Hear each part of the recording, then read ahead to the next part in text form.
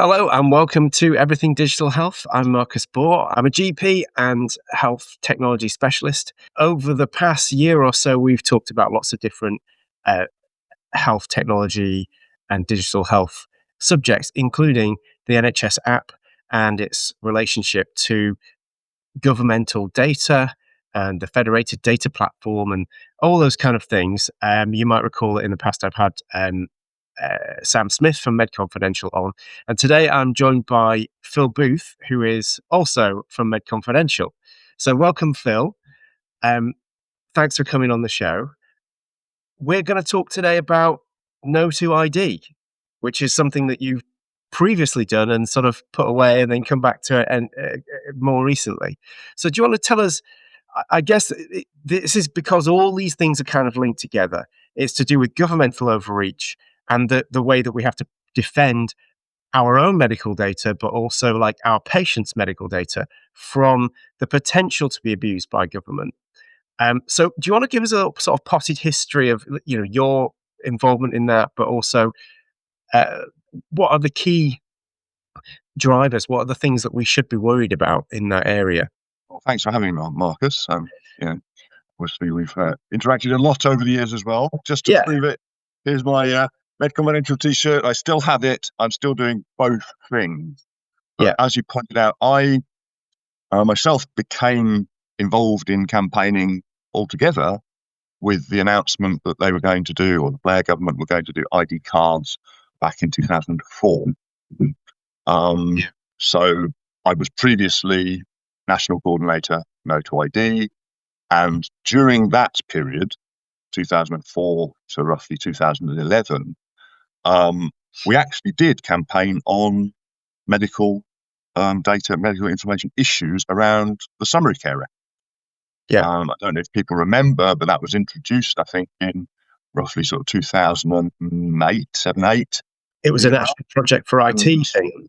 Exactly. And colleagues, GP colleagues, Professor Ross Anderson, who unfortunately passed away now, they sort of reached out. We were already concerned about all sorts of uses of data by government. It wasn't just ID cards. We called it the database state, that tendency to try to sort of watch and control people's lives through computers, rather than dealing with them as people or citizens. And so we helped set up with a former NHS administrator called Helen Wilkinson, who'd been incorrectly coded as alcoholic, and that had passed around all the systems, and she'd had to go literally up to Parliament to get this problem resolved. I think there was actually some code written to specifically prevent the incorrect code from being passed around the NHS about Helen. So we set up something called the Big Opt-out at that point. That was, if you like, a sort of daughter campaign of NO2ID, working with clinicians, health informatics experts, and security experts. So, I was interested already in all uses of data, but had some awareness that things were going on in the NHS too. Roll forward a little bit. We did actually ultimately, when the coalition came in 2010, their first act of Parliament that they passed was to repeal the Identity Cards Act. And it's a little deceptive in the naming, because it wasn't just about cards. It was, as it always is, about the giant database at the back end, which in that case was called the National Identity Register. And I'm sure as we talk, this morning, we'll find some parallels between what people know sort of goes on in the NHS, in the sort of central spine and all the sort of associated systems that we're now seeing, and what happens in what you like the rest of government. There's actually quite a lot of parallels. I personally see this because with my prior sort of IT experience of helping build systems at scale, any large scale information system is going to need some sort of ID or identifier layer Yeah. because it's dealing with lots and lots of people. And, indeed, the NHS at its inception made use of the old World War II ID card numbers. I don't know if people are aware of this, but after World War II, all the sort of cardboard cards were sort of collected up, put in a place called Smedley Hydro up in Southport. And when we decided to have an NHS and create this new system, they took the cards out again, if you like, metaphorically. They added 1 for dad, 2 for mum, 3, 4, 5 for the kids, and those were the first NHS numbers that were issued. Now, obviously, subsequently, and certainly since the 90s, the whole way that those are issued is completely different now. But you can see that any system at scale, even one that was basically working on paper, because you'll remember, at that point it was like you had paper ID cards, we had paper, was it Lloyd George envelopes for your records? It's a paper system that over the decades has become digital. And as you digitize things, there are sometimes subtle but profound differences that you introduce. The paper and human world has characteristics which are very difficult to replicate and very, very different when you turn them just digital or digital first or digital only, as the language is starting to become, where things are driven by algorithms running over numbers rather than human beings, with real judgment, real human properties, compassion, trust, the ability. There's a world of difference between a trained, registered medical professional encountering a patient in a situation of trust and confidence, confidentiality, and the patient choosing to reveal things to that human medic, and then that medic making complex decisions based on a human understanding and a human lived experience of being a human and having been ill and having been worried and having all of these things, and coming to a place where you are actually delivering care between number XYZ rocks up, they've got this, that property, chug it through the algorithm. Oh, they fit into this box, that box, we treat this way, give it that drug. It's that sort of profound, obviously that's a bit of a simplification, but it's that profound difference of treating people as numbers versus treating people. It starts to feed into like weird, perverted governmental narratives, because governments don't necessarily have individuals' best interests at heart necessarily. They might say that they do, but you can easily find governmental reasons to sort of say, well, we need to use automation to make sure that everybody who's not working because they're overweight gets given a drug for their overweight, and sort of algorithmic health applied at the level of the population, whether you like it or not, and not really with your best interests at heart, because the driver behind that is not to make you lose weight and have a better life. It's to get you into work and to get you off some kind of disability list and a benefit and that sort of thing. And that's the thing. I think that's what we're trying to get to the bottom of today, is that I'm not against the NHS collecting data appropriately, and we understand that we can do things with data if it's done appropriately and safely, but that governments aren't always trustworthy, and even a good government, in inverted commas, can go bad and get some bad ideas. But the worst possible outcome is, of course, a really bad government. And in my discussions around this kind of thing, I always use the sort of adage that you have to design your systems as though the next government is going full fascist. because you can't ever say that the next government won't be full fascist government. So you can say that the current government we have is fine. And you might say, well, the next government will be fine, or everything will be fine. But once you've built a system that contains very rich data about people, it gets handed on to successive governments without any sort of firewall. So if you trust the current government and you give them a lot of license to do things, you're giving that same license and agency to do things to all future governments. And therefore, you've got to design those systems with the safeguards in place. That doesn't mean we can't do things. It just means you've got to think about it a lot harder. And you have to put insulation in place, so this that... is a very, very good point, which the NHS illustrates. Okay. If I might sort of just take a little step back, what you're saying is true of the governments that we elect, the big G governments, if you like. They are of different political persuasions, and any particular one may have a set of policies or what have you that they want to do.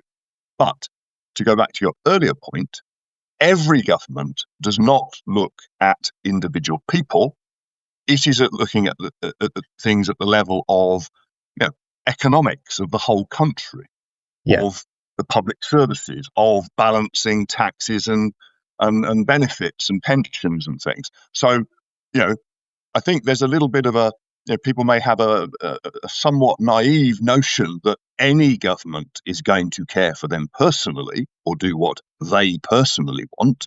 Once you are in power, you are forced to look at populations. And in order to look at populations with computers, you are going to use statistics for which you need data. And we know that we can produce good statistics and not so good statistics. And maybe we could talk a little bit about what happened during the COVID period, which is very illustrative of what is going on across government and the NHS right now. So, yes, I agree with you. You could have a very bad government that comes in. History tells us that totally benign systems like censuses that we'd be doing on punch cards with Hollerith machines, in the late sort of 19th, early 20th century. Okay, we were just counting people and filing sort of cards on their various characteristics.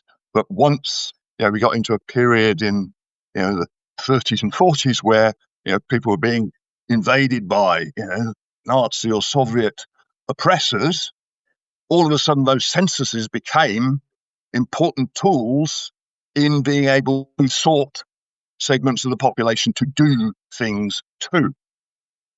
So it's not inherent in the tool, it is how it gets used.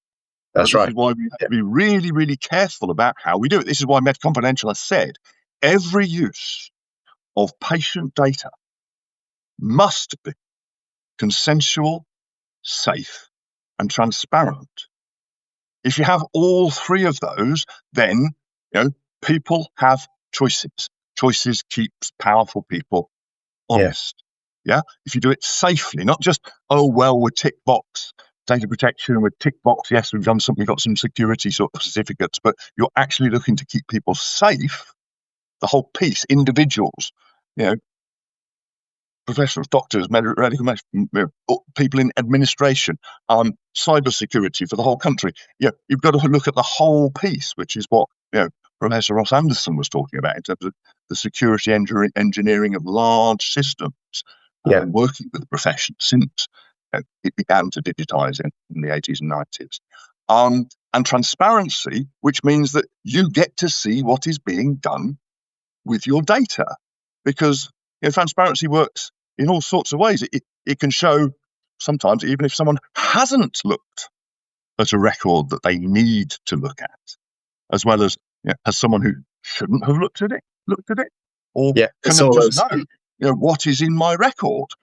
All of these things are necessary to, when you translate things from this relation of care and confidence that we have with our doctors and medical folk, to finding ourselves in interaction with giant systems that are run not by doctors, sorry, but by technocrats and corporations. They may be under contract to the NHS or the Department of Health, but Department of Health doesn't write code them up. It's got people who do manage it, and hopefully we've got some people who've got some confidence now, a few years into them using Palantir. But we, as Dr. Ben Goldacre has said, we should be investing in people and teams and our own code to deliver systems that deliver care in a way that we want the NHS to deliver. That's care. it, and it should be trusted, and patients need to feel empowered that they can opt out of these things if they don't trust it, because that tends to force things to be trustworthy. If you know that the ultimate sanction that the patient can take is to just remove all their data, then you've got two options. You either make it trustworthy or you accept that there's going to be a mass opt-out, which there has been. We've seen big opt-outs, sort of spikes in opt-out, for example, in, I think it was around 2022, the spike in opt-out. There was the first big one of GP data past the summary care record in was 2014.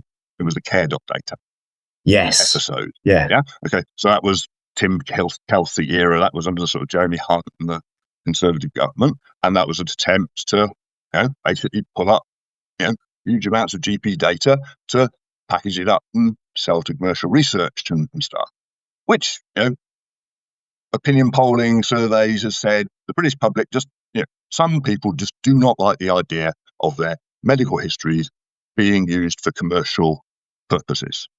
Yeah, they certainly don't quite right. They used stuff like insurance and what have you. So that was 2014, and in that fight, which they kept trying to have goes at care.data until I think around 2016, but roughly during that period, let's say about 1 million or so people exercised one of two or both opt-outs, what used to be called a type 1 and a type 2 opt-out. Yeah. Type 1 was don't let my data leave my GP practice systems, and type 2 was any other data that you've got from hospitals and stuff like that, do not use it for planning and research purposes. Yeah, those opt-outs evolved somewhat, as you rightly say, into the 2020s, and in late pandemic 2021, I think it was, they had a go with something called the GP DPR, where they were trying something similar, sort of uplifting a huge amount of your GP data. And in that instance, late pandemic, very little notice. I think they said they were going to do it in about 6 weeks or so.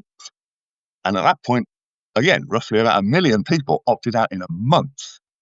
What had taken over a year before, people were more aware. Obviously, we were still in, I think, the pandemic at that point. So people have become much more aware of what is done with their data, that their data is actually really important. Maybe they think about it more because they're interacting with their phones and digitally with stuff all the time. So people are learning.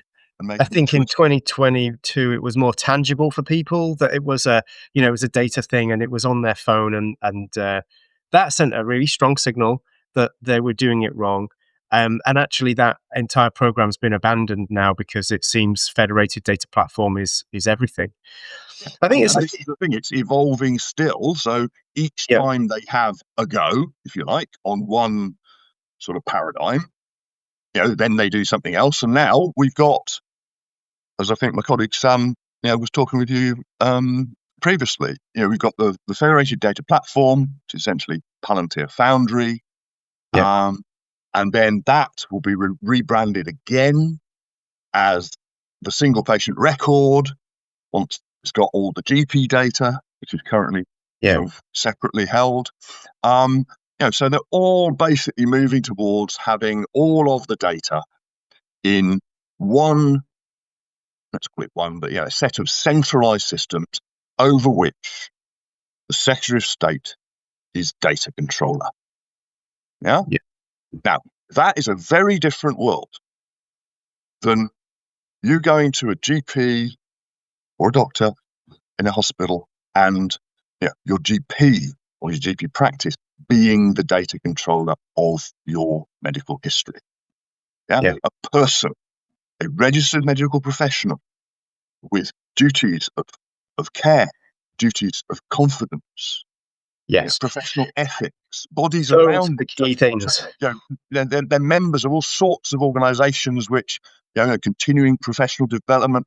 There's just a huge amount of stuff that we just take for granted when we sit down in front of our doctor and start to tell them really private things about ourselves, which simply aren't there in a centralised system by being delivered by a company that's frankly complicit in genocide.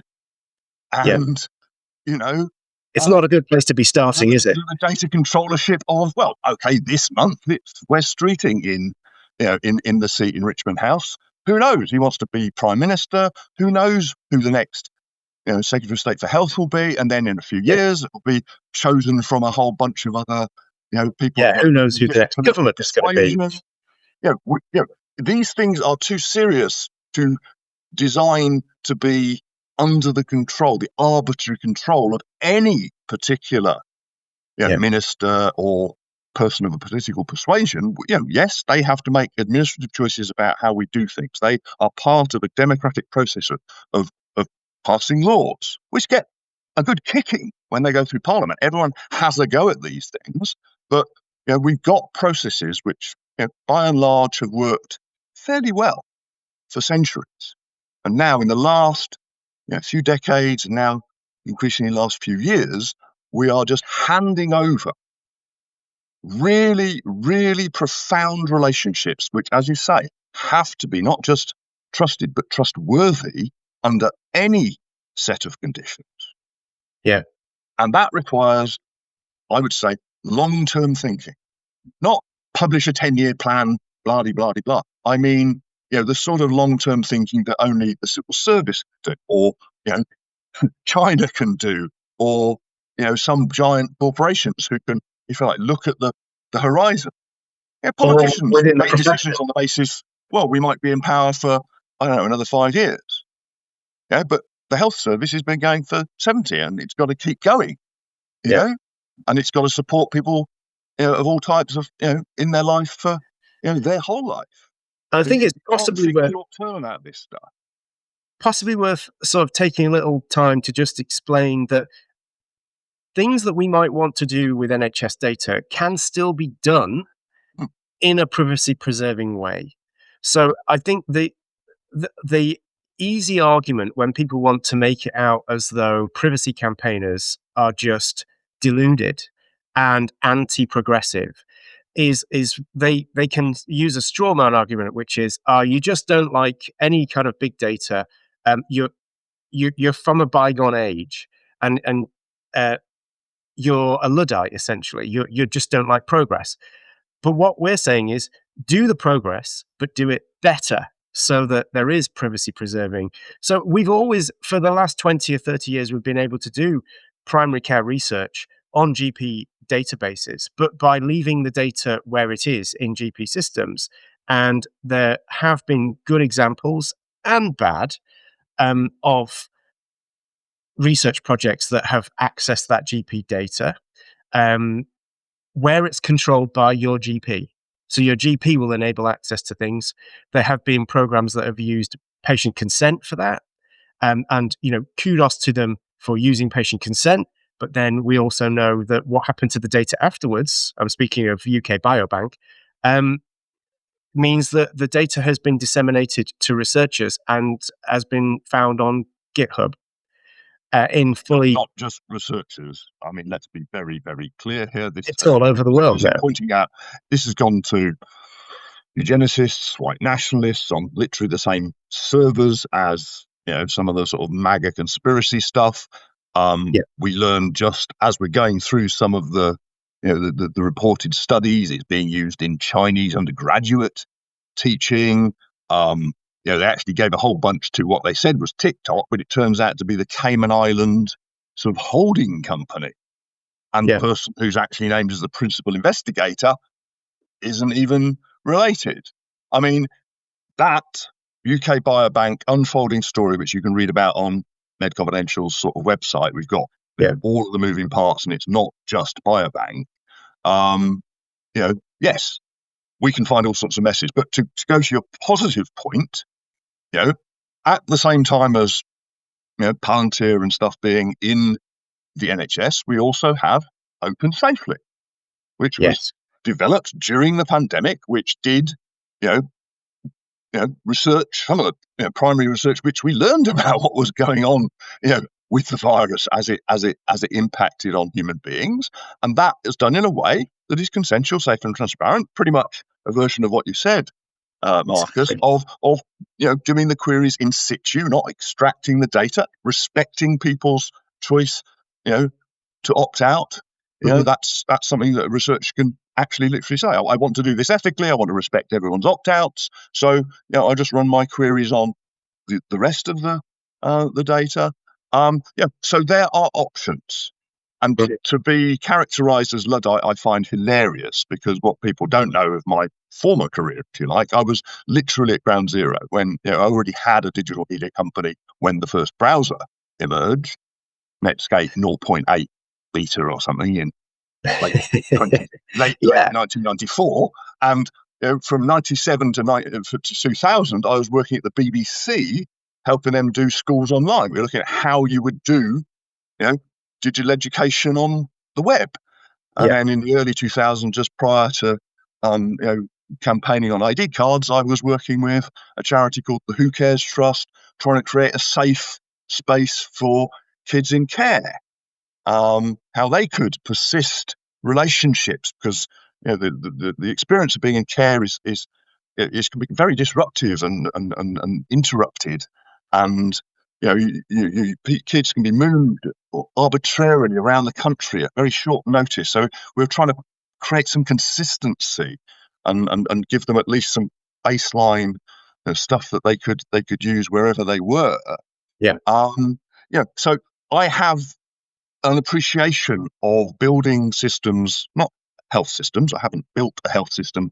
We've got a health advice system with my father, who's a research psychologist. But that's based on people sharing a little bit of information and finding out what on the evidence works for people like you, and then helps them to modify their behavior a bit over the time. It's a gentle sort of thing. So we can do all sorts of good things with data if we share it safely and we feel it's being used appropriately. And even in my role as NO2ID, last time we said we do not want a centralized, giant biometric database under the control of the Home Office, and all to be issued a card or a number and to be tracked through whatever we're doing.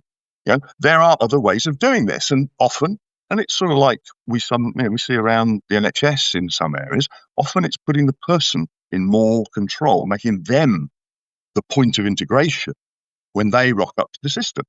So while we've got centralized stuff, we've also got things like Patients Knows Best and things called personal data stores, where the person could have a copy of their record, or so there are all sorts of things that become possible because we all have computational devices and we all have cryptography is available now. So we've got really quite good methods of security, certainly good enough. So we could actually think about some different options.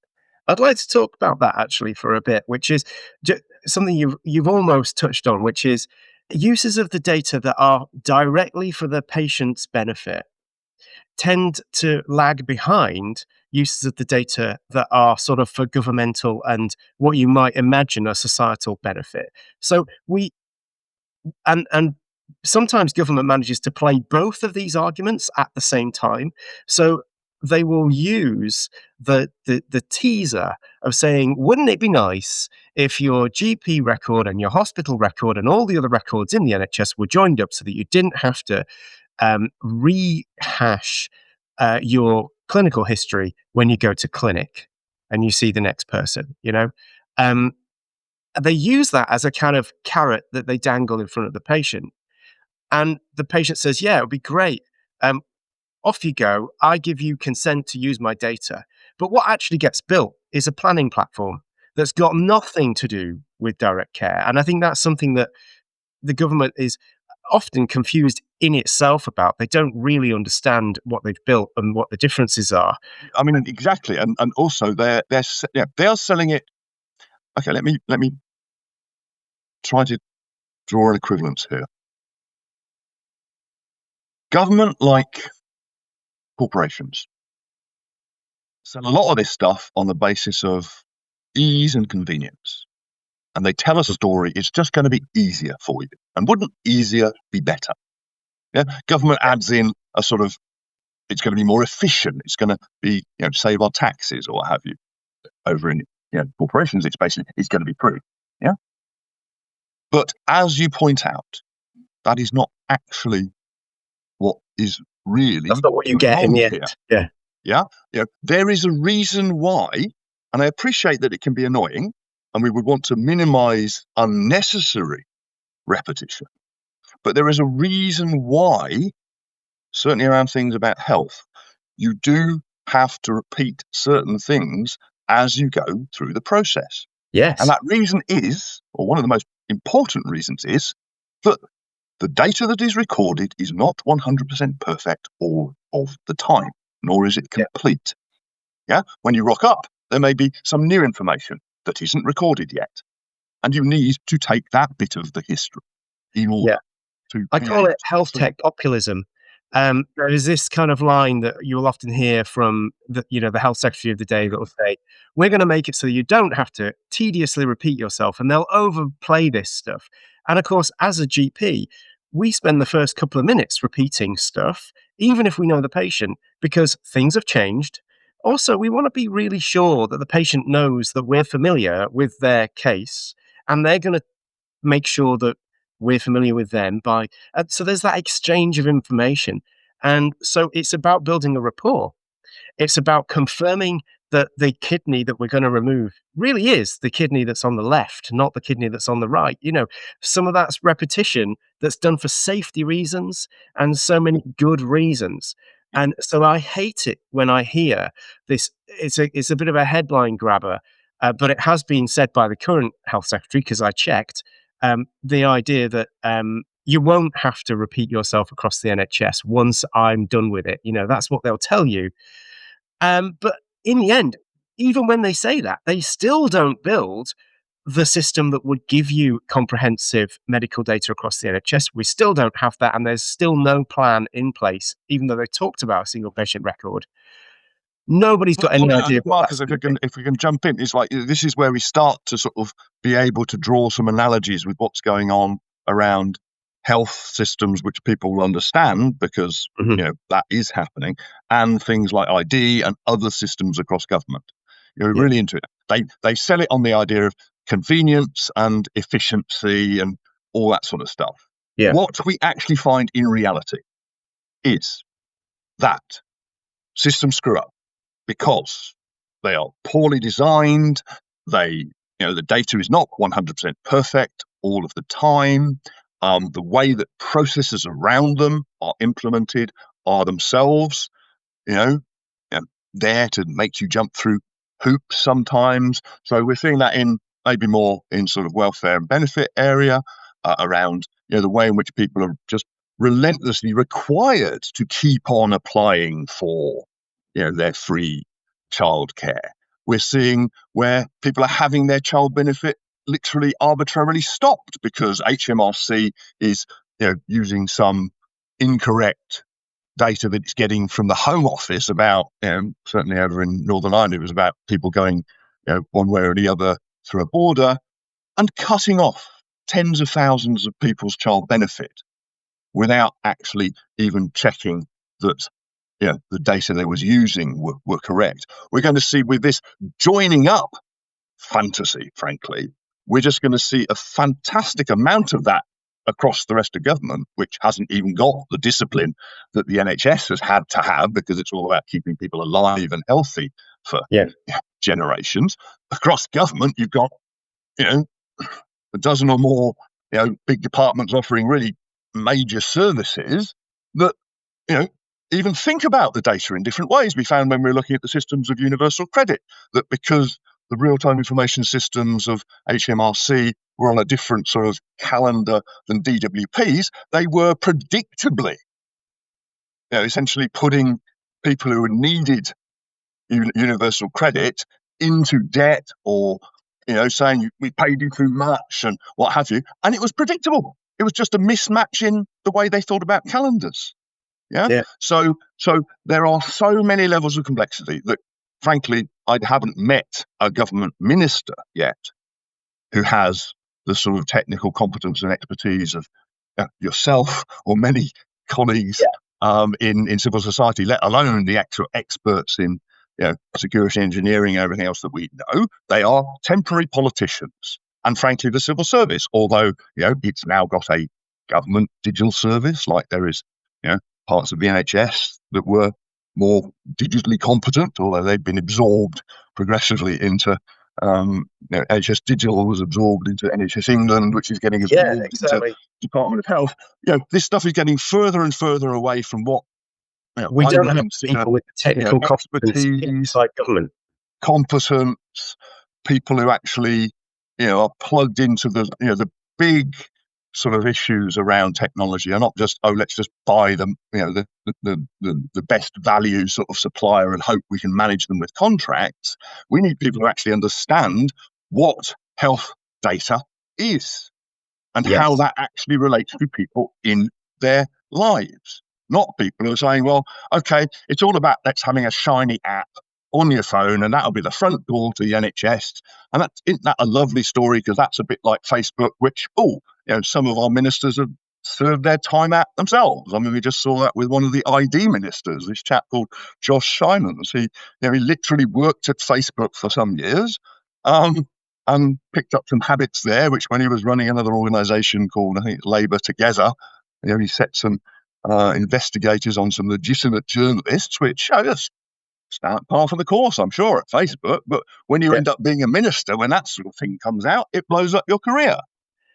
Yeah. So we have got people who are in charge of really important decisions using very, very thin surface veneers, metaphors for how things should be done, because they think, people are used to an app.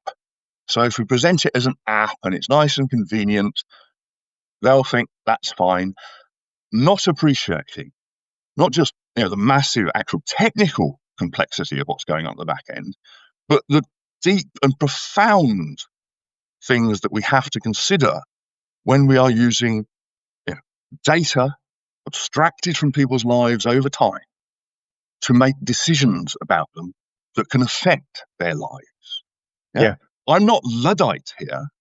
If anything, I think I'm more. I've had a greater and greater appreciation over time by working with people, groups of people, communities, cohorts that have been badly affected by the way that government and the NHS have digitized things and have overridden things like consent, choice, or refuse to provide transparency so that people can see what's going on with their record. Because, hey, I'm the one who's going to be affected by that data. I should be able to see it too. Yeah, there are, in clinical practice, I'm sure, there are some cases, edge cases, where that might not be safe for a period if someone was having problems with and there's always then there would be a medical reason why it wouldn't be safe at a certain point, maybe for a certain person in a certain situation to not see it. But generally, people should be able to see what's in their records and how they're being used and who has accessed them. Maybe not down to the individual level, but which body, which organisation has had a look at my records. These are not unreasonable things, and yet in now decades of rolling out, as you say, these promised, wonderful magic IT solutions. It used to be big giant databases in the National Programme for IT thing. Now that's fronted by, it's just an app on your phone, as we had with during COVID. Well, there's a lot going on behind that. And I don't want to shock people, but again, these links which I'm sort of edging towards between, look, we know what's going on in the NHS because certainly people listening to this podcast will be aware of many of the sort of things that we're talking about. But increasingly, other bits of government are making use of the NHS number and NHS data that has been kept separate, segregated. Yeah. And that's never been discussed with patients, and to get them to agree that it's okay for you to link my NHS number to taxation data or to any other pieces of information. Well, I mean, that's the specific example I'm thinking of. I mean, your listeners will know about. People would be shocked to find that that's happening. Yes, but do you know about the population index? Ever heard of it? The ONS Population Index. I mean, it's literally what you just said. Yeah. Link your tax records to your NHS identifier. That database exists.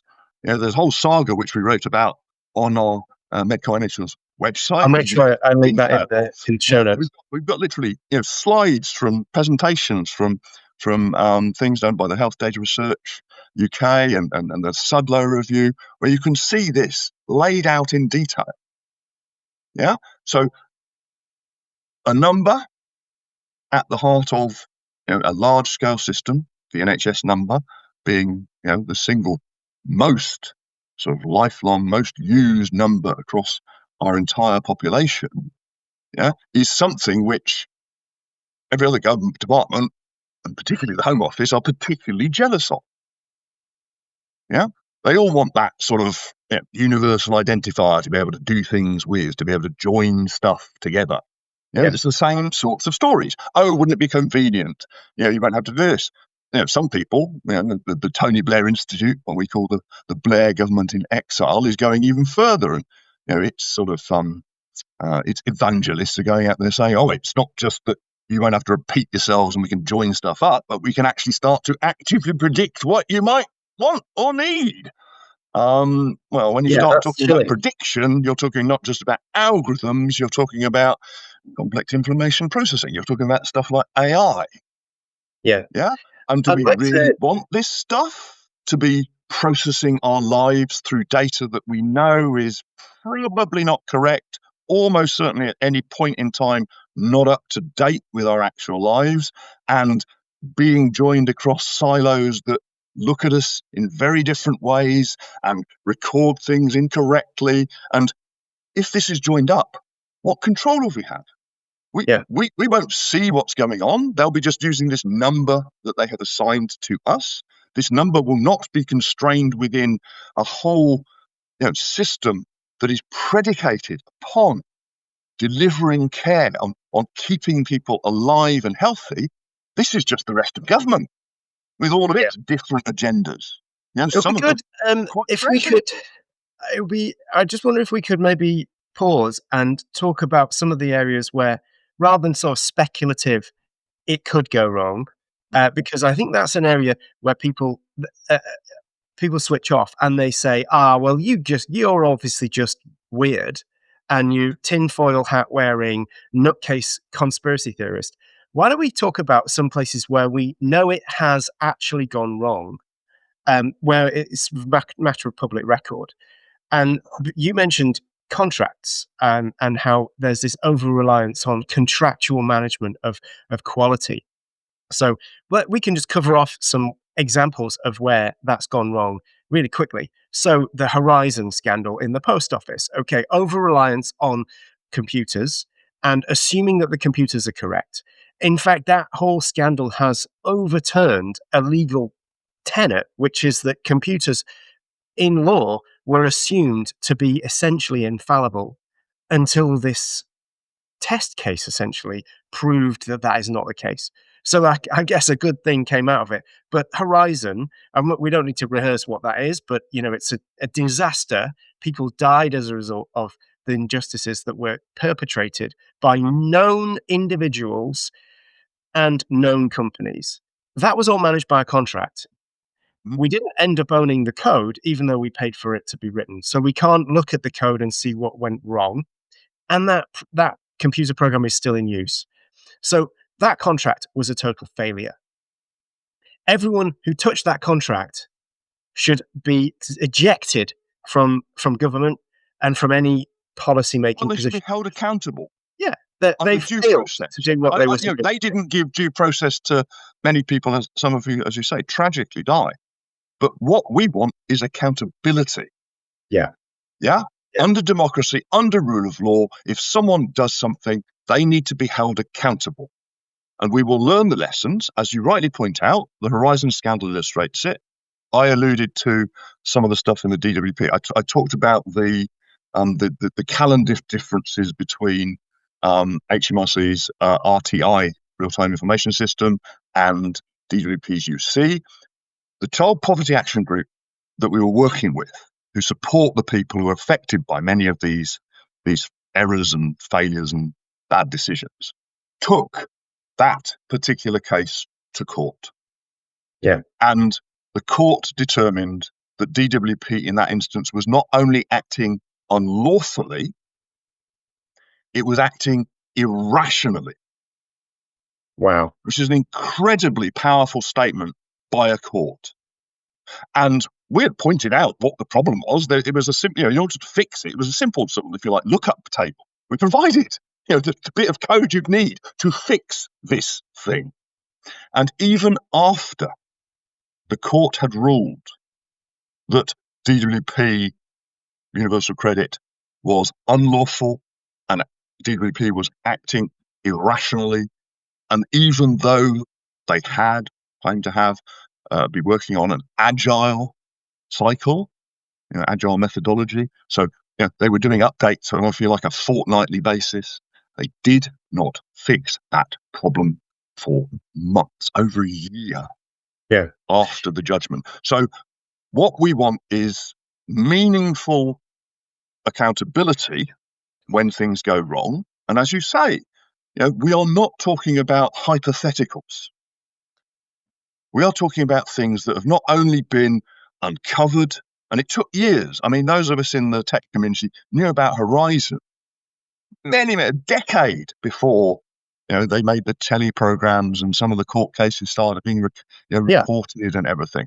This was a known thing in the tech community. Absolutely. Yeah. And it's come to public attention. Like 150 articles in the Register about it. Yeah. So, but where is the change in behaviour on the part of those who are commissioning systems, who are spending, if it's public sector, our tax money to do things to our fellow citizens who are delivering the services that we need and have paid for? It seems to me that all of this stuff is, it's topsy-turvy.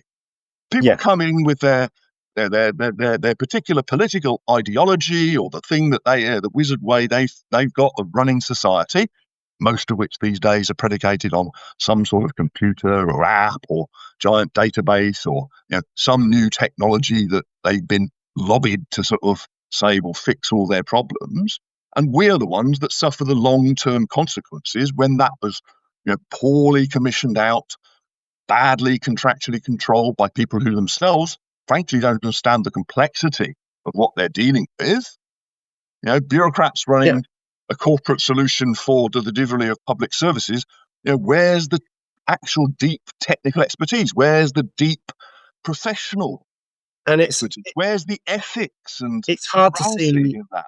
It's hard to see where the accountability lies when CEOs of organizations like the post office can kind of sort of resign and essentially suffer no consequences. It's almost like it's a kind of feudalism in that, there is a CEO class which is basically untouchable. They will be sacked into a better position, or sacked to go and work at Facebook, or sacked into government. They never really seem to suffer a serious fall, and it feels as though the system protects them from the consequences of their responsibilities. But at the other end of the scale, and the mirror occurs inside the civil service. The people who get voted out of office are the politicians. The senior civil servants, come on, and they're even called permanent secretaries at the head of a department. But there are people who have been there pursuing particular sort of programs under not just one, but 2, 3, 4, 5, 6, different governments, big G governments. We've been literally sort of watching television programs on this. I mean, I don't know how many of your viewers remember watching Yes Minister when it came out in the 1980s. I think maybe literally 1980. And 2 episodes in Yes Minister, the first series, one was on the national database and one was on ID cards. So this stuff has been around since we started to be able to digitize. What was being digitized were power arrangements that were already in place. The civil service pulling one over on their temporary political masters. Companies coming in, lobbying, what we came to know as the revolving door between business and government. And this is all sort of speeded up and got bigger and bigger and more complex to the point where things like, MedConfidential talks about Clubcard culture around data sharing. Well, Clubcard was an initiative of, I can't remember both of their names, but so Dunn Hunby. And I think it's Liz Hunby is inside government advising on data. This comes down to individual people, maybe very successful, having quite clever insights into what you can do with data, then being recognised, and politicians go, well, hang on, we'd like a bit of that too. Come and advise us. And we end up in this situation where there is a complete, if you like, detachment between how those people in power, whether elected or appointed, big G government, small G government, and the appointed ones, the civil service, have a lot more time to work on their agendas and things. Or, as you say, companies, once you get to a certain position in a market, it don't have to be a complete monopoly, but we've got these extraordinarily powerful companies now, the Googles, the Apples, the Microsofts, the Palantirs, the what have you, who are able to get themselves, inside the government. I mean, literally, Palantir presents itself when it floated itself on the market or whatever. Its statement said, "We want to be the operating system for data for governments." And look, a few years later, it seems to be pretty much doing down that line. Over in the States, we see some of the results of that. Over here, that's inside our NHS. That's inside other bits of government. Things may not necessarily be as bad as we're seeing in other places. And, we know now, for example, that when you hook up something like Palantir to some of the AI, that people may be aware of the disagreement between Pete Hegseth and the CEO of Anthropic, which makes Claude the AI, because Claude was used with Palantir to go and grab Maduro out of Venezuela. Well, now Hegseth has said, right, so Anthropic is a supply chain risk. Palantir, when everyone else has to say that it's out of their supply chains. Okay, so Palantir over in the US, serving its US government masters, has to certify that it's got Anthropic out of its supply chain. Over here in the NHS, in the UK, that means in order to serve its US masters, it has to essentially reduce the options, reduce the choices that the NHS may have for doing things. I'm pointing out that we're not Luddites. We understand. There are all sorts of concerns around AI, but the fact is, it is a form of complex information processing that can do good things. Like help a guy cure cancer in his dog. But it has to be under proper democratic control. People have to be accountable. We have to use the data in consensual, safe and transparent ways. But we have to have the choices and be aware of what choices are being made on our behalf. Let's go back to some examples of things that have gone wrong, because I think we haven't by any means exhausted those. I wanted to talk about the border force use of healthcare data in the mid 2010s. I think it was 2016. There was an independent newspaper article which describes the exclusive, I think, of how NHS Digital at the time had happily handed over data to Border Force, which was used for immigration enforcement. So when we talk about the sort of theoretical risk of data being abused from the NHS by other parts of the government, we're not talking as though it hasn't already happened. It has happened in the UK, and it's a matter of public record. In fact, I understand that the chief exec at the time resigned over this issue, but was essentially overruled and had to resign because it was we're going to have this data, and the secretary at the time, that would have been a conservative secretary of state or home secretary, just said, "You're having the data. We're having the data." So this was part of what was exposed during the care.data thing. Yeah, that first GP data grab. So during that point, when it was something called the NHS Information Centre. Sorry, I'm going back to this whole Smedley Hydro thing. Yeah. There was the NHS Information Centre that was based in Smedley Hydro up in Southport, and that was where, if you like, quite a lot of the centralised systems were done. NHS systems were managed. But right alongside that was what during the early 2000s anyway was called the Identity and Passport Service. Yeah, the Passport Office. Yeah, it was called the Identity and Passport Service because that was during the Blair years. They were trying to introduce ID cards to the National Identity Register. And back in the late 2008, they moved the GRO, the General Register Office, in there as well, with something called Statistics and Service Registration. Sorry, I have gone down a Phil rabbit hole because I basically understand how they do this legislatively and also architecturally and also over time, because I've been doing this a long time. Yeah. What you are talking about is something that we exposed that was called the National Back Office. What we discovered was that, inside this one facility, Home Office was alongside the NHS and were able to, check things. Now, you can say some of those purposes might have been good. I think there were some aspects of the National Back Office that were trying to,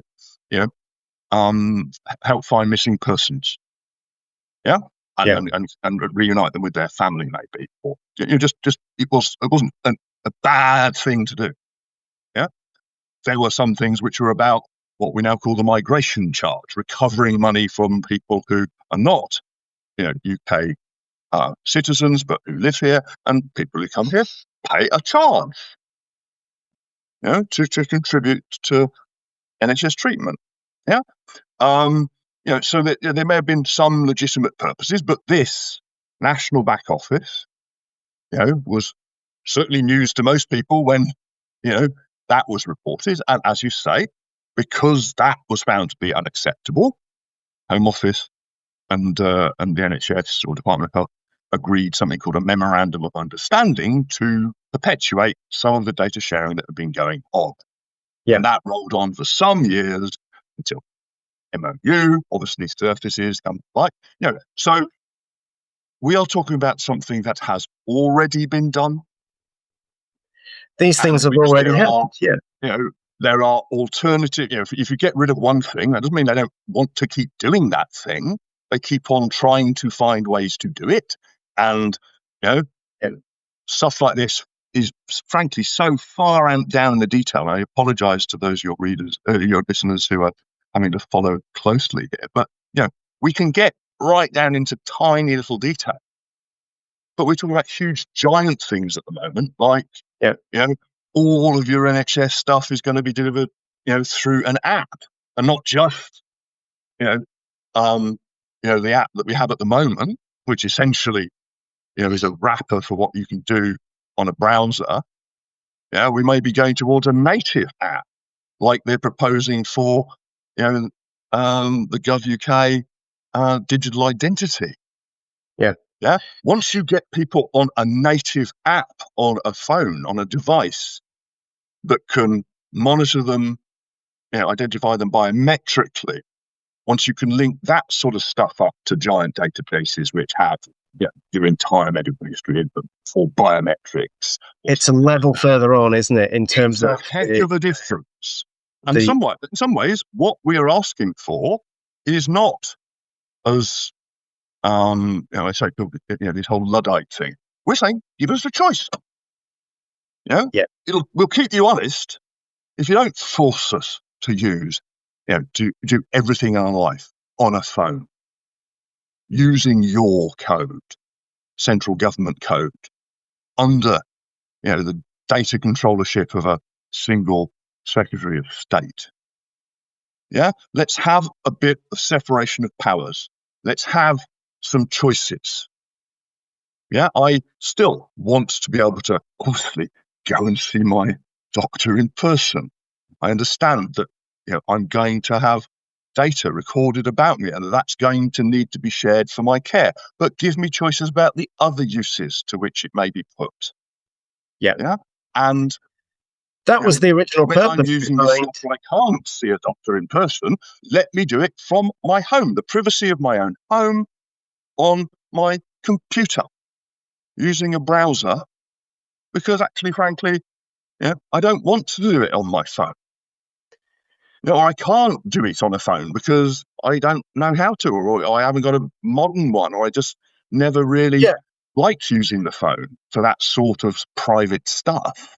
And as long as there are choices, we can keep people honest who are making these decisions and the powerful people influencing them.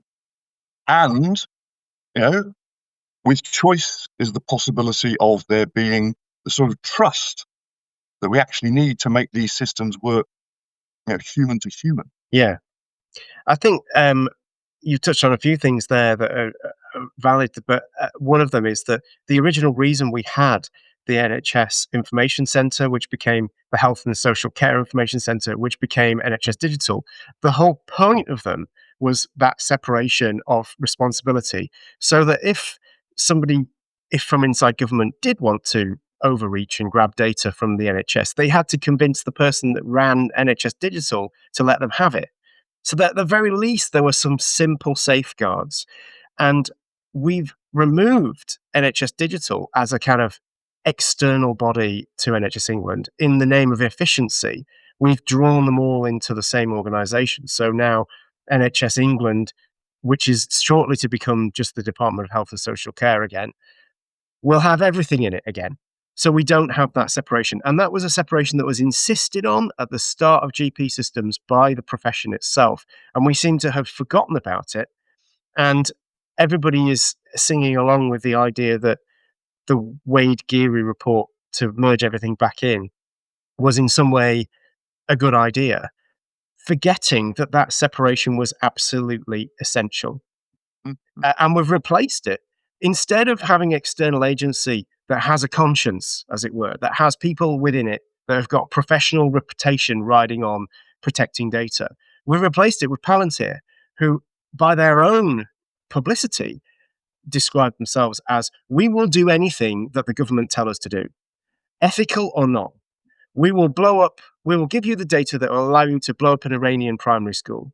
We will give you the data that will allow you to drop bombs on Gaza. We will give you the data that will allow you to harass your own citizens as though they are illegal immigrants, the ICE data kind of thing. And we'll use healthcare data, which is what ICE have access to now. They're using Medicaid data. We will do all that. So they are essentially without conscience, and that is a selling point that they use. So we've taken an external agency that used to... Government is operating without conscience, without these air gaps. They are... You're right, absolutely right. State it in simple terms. We need separation of powers. Information is power, and lots of people with information gives you power over lots of people's lives. So we need these separations of power. They are not it's not inefficiencies, it's necessity. I think that's a great point to start to bring together what we think are the cornerstones of how you do this right. So it is possible to do this right if you put in the effort, put in the resources, get the experts, and do it right. So you've mentioned separation of powers being a key thing. I I would go with next open source. So, where we're forced by governments to engage with digital systems, those digital systems must be open source. And that gives us the certain amount of transparency. It means we can look at the algorithms. So, I'm not just talking about the platform, the Java enterprise platform that they build it on. I'm talking about the algorithms inside it, which might not be hard coded in the code, but might just be defined in the database. They have to be open source as well. So you can see whether the DWP has written an algorithm that discriminates against a particular kind of person or a particular ethnic group or a particular anything. We have we would just call this transparency. open and transparent in the open safety sense, as you say, you need to be able to see the algorithm. Yeah. You need to be able to understand how to be able to fix the code, and you need to have the rights to be able to do this. Yeah. I see this as open source. I'm a big fan of it, but from where we are now to everything in the public services being open source requires, as Ben Goldie pointed out, a generation of investment in people and teams and code that we haven't done. Yeah. So, but open, being transparent about things, being able to see not just the data, but who has accessed the data, the algorithms or decisions that are being made about the data. We can move towards this. So, open, transparent is absolutely essential. And we'll arrive back at consensual, safe, and transparent because we've talked about this for a long, long time. Exactly. And the next one I would say is opt-outs. So we've already talked about those, but that's another mechanism you can use to keep the whole system honest. Because if you can opt out of that system, then when there is a mass spike of opt-outs, that is a strong signal straight back to government. It gets onto the minister's desk that morning to say, we've done something wrong here because everybody's opted out of the system that they were previously happy to be part of. Yeah, and if we've got a more dynamic digital relationship between people and the systems and they can exercise real choice, opt out and opt in, as you say, becomes a barometer. Yes. And a way for an individual, if they've got concerns, to protect their records or what have you. But, they're trying to build it so that it's much, much easier to opt back in or not opt out, and making it much, much harder. Notably, for families with kids under 13, it's still a paper form in 2026 to be able to deploy your type 1 GP opt-out. Yeah. So, again, you're absolutely right. Choice, consent. Consensual is what we say because we don't like to say it's just opt-out. Yeah, sometimes a good opt-out is better than a bad opt-in.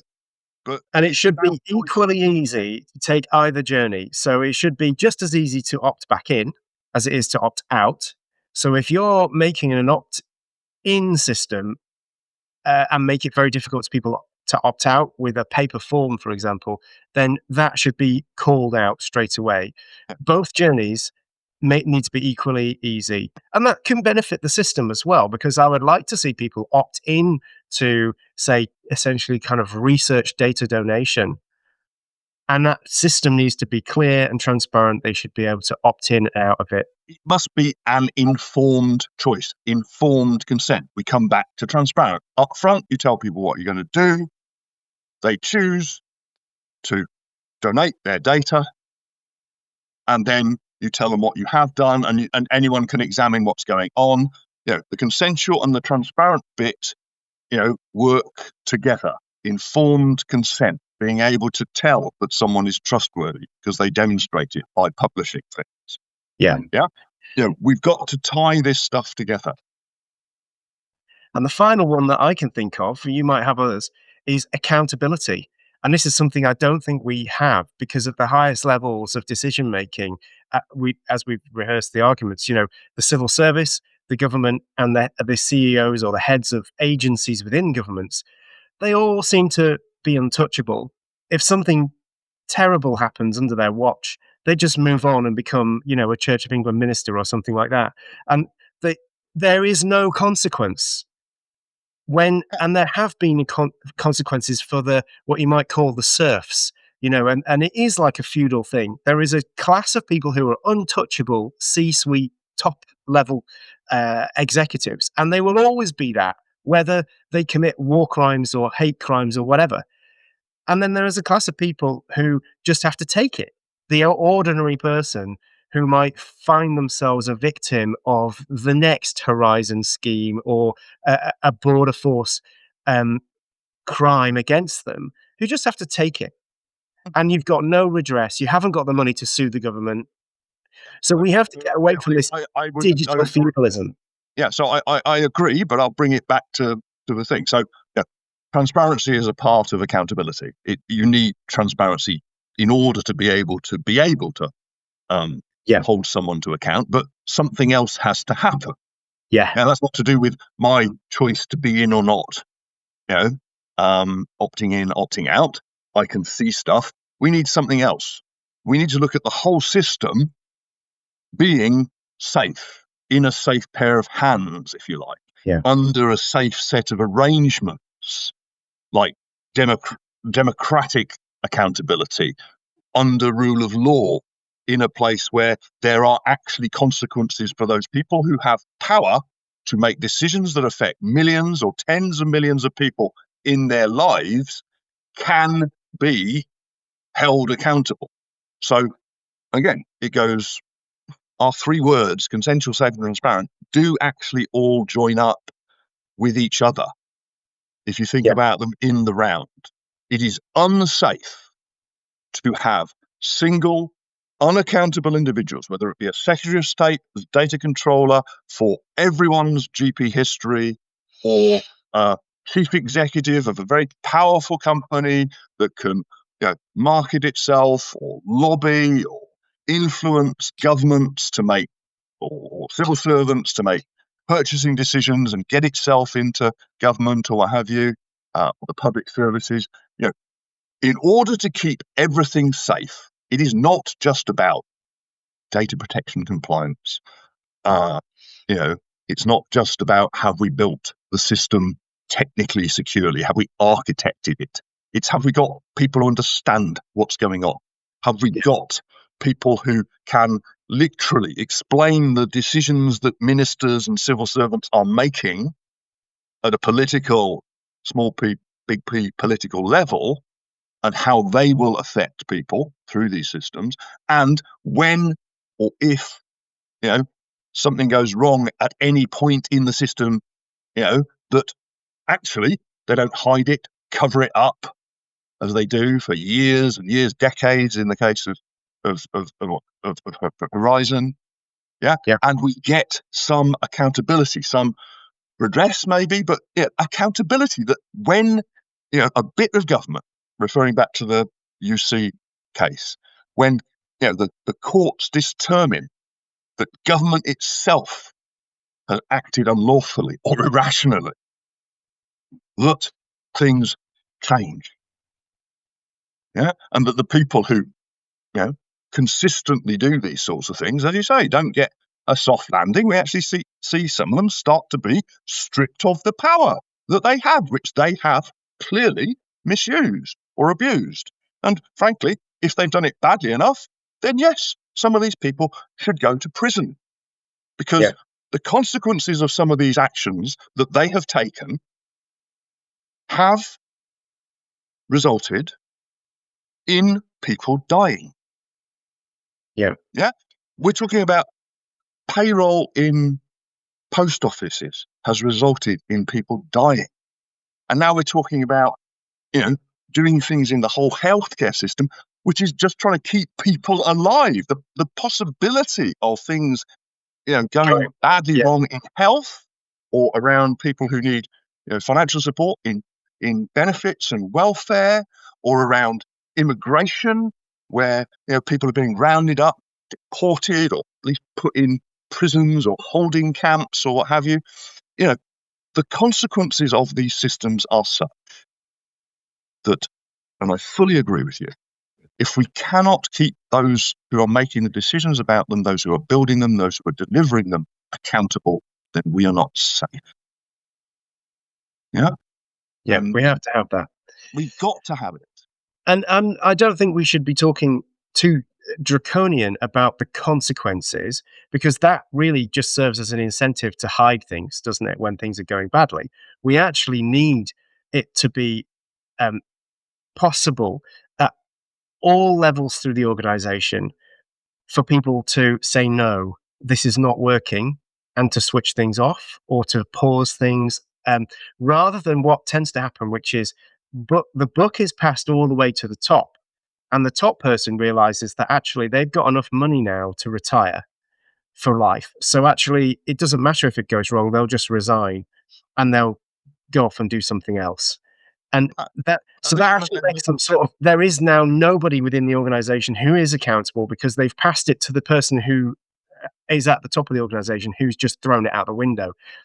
So, whereas I think healthcare actually does have a reasonable model for accountability, which is that everybody you see when you go to hospital, from a porter through the chain of command, as it were. I don't really like hierarchy, but there is, for some reasons, has to be some kind of hierarchy. But all through a clinical team, healthcare assistants, nurses, junior doctors, and consultants, they all carry the accountability for their own actions within the scope of what they can be expected to be reasonably accountable for. And there is a test for that, which is, what is everybody else accountable for? It's called the Bolam test. Like, what would a reasonable person have done in those same circumstances? And that gives us held together by those sort of things. It's, for me, this is culture. Yes.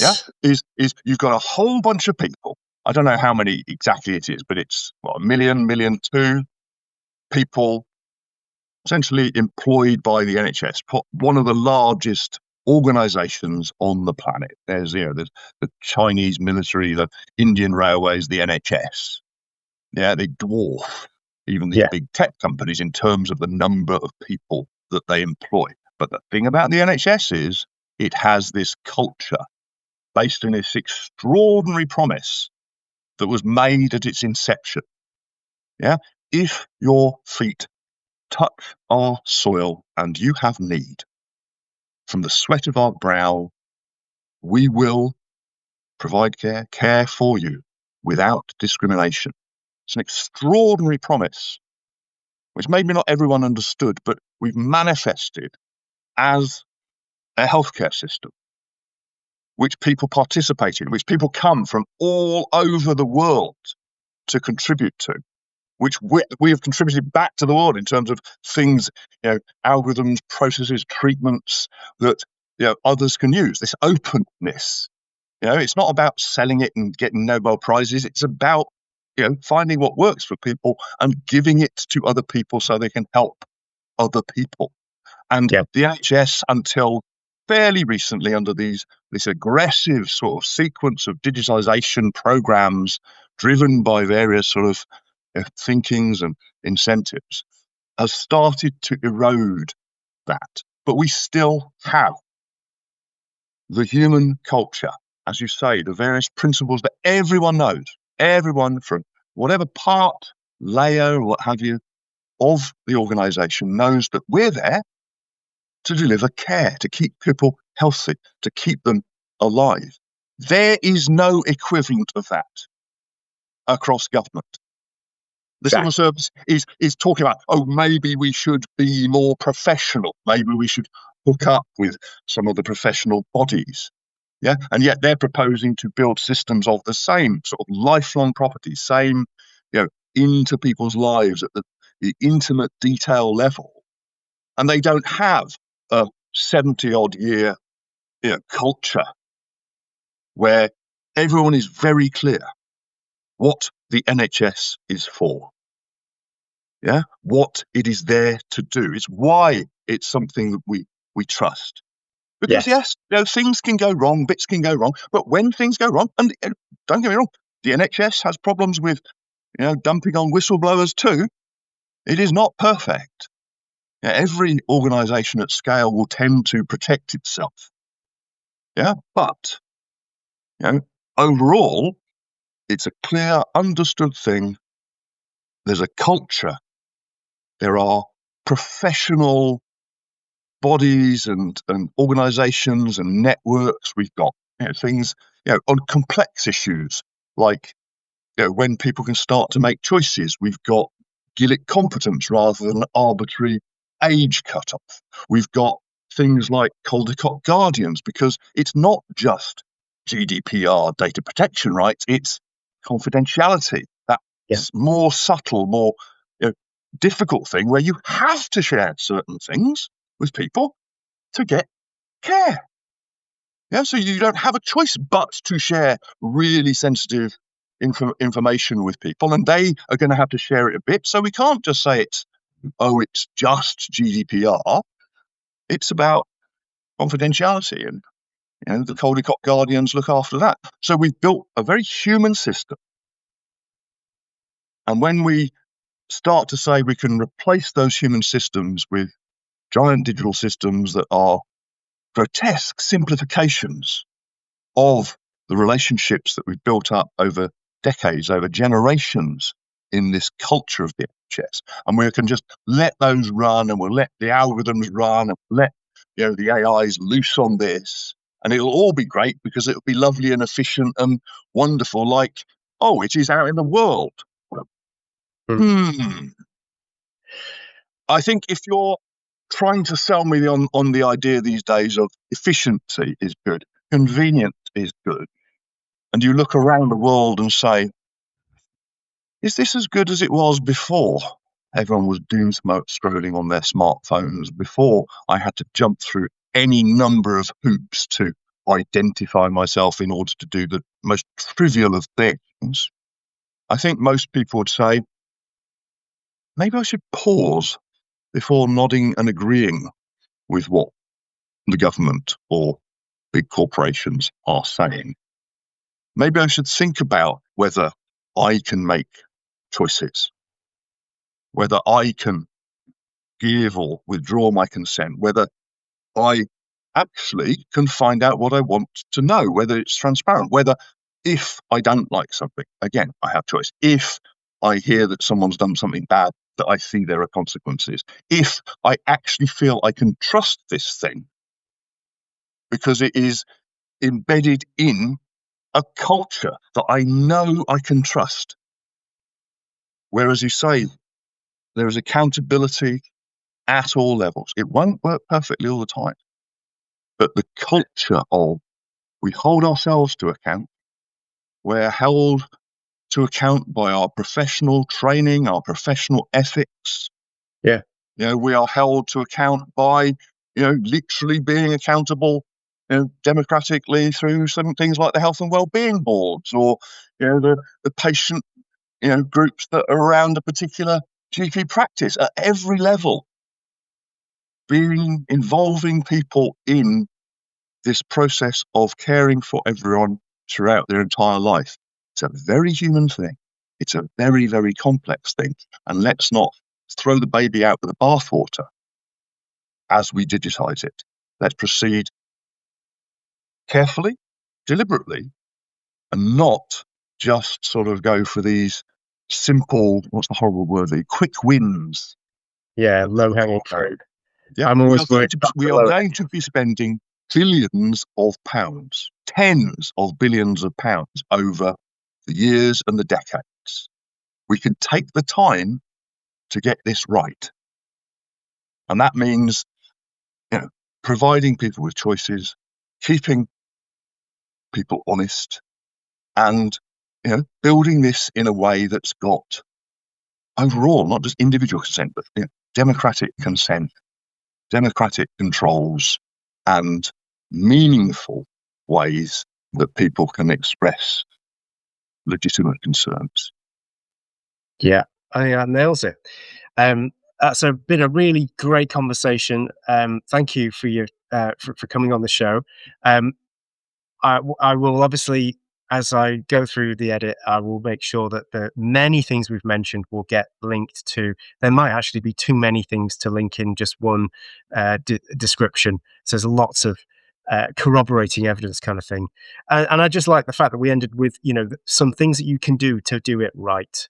Because it's not about not doing these things, it's about doing them right. So In a way, this brand it may come to haunt me. No2ID is no to a bad idea. well, thanks for being on the show, Phil. And it'd be great to have you back on again. And, there's always developments in these areas, and we could drill down on some sort of subsection of it. We've tried to give a decent overview here.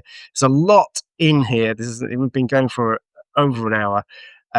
So it's possibly of niche interest, but it's important that this stuff is out there and accessible. And I think that's what we've done today. So thank you very much.